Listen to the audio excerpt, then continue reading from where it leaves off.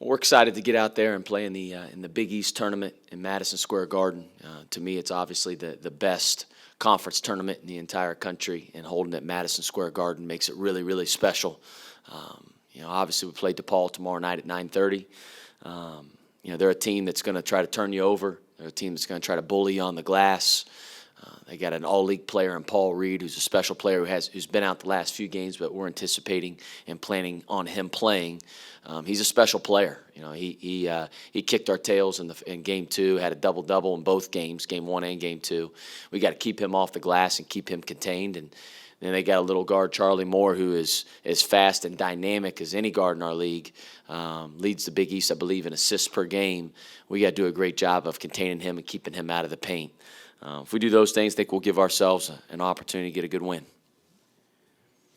Coach, talk a little bit about is it an advantage that your team just played at Madison Square Garden recently, especially for the young guys? Yeah, I think so. They've played there before, which is nice, especially for Zach and Kiki, guys who had never played in there before. It won't be the first time, so I think that'll definitely be beneficial for us. You mentioned Paul Reed. On your own team, Paul Scruggs has been banged up a little bit. What's the latest on him? Yeah, he's going to be a game-time decision.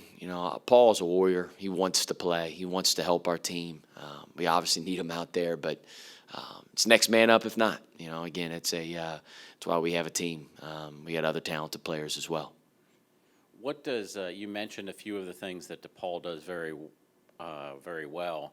They've played well even without Paul Reed, but how much different are they when he is in the lineup? Well, he's a game changer.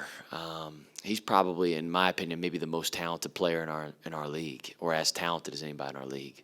Just his size and length, changes shots around the rim, his defensive versatility, his rebounding.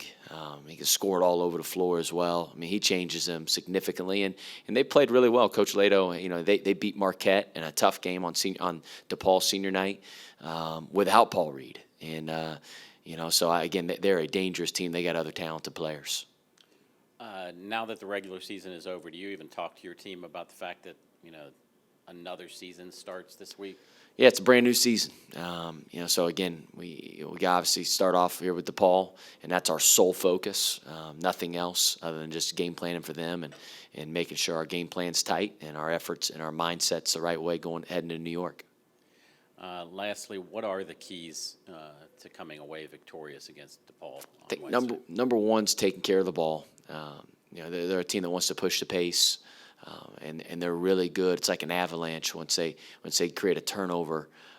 They're at the rim, dunking the ball. And then I'd say number 2 is just being able to block out.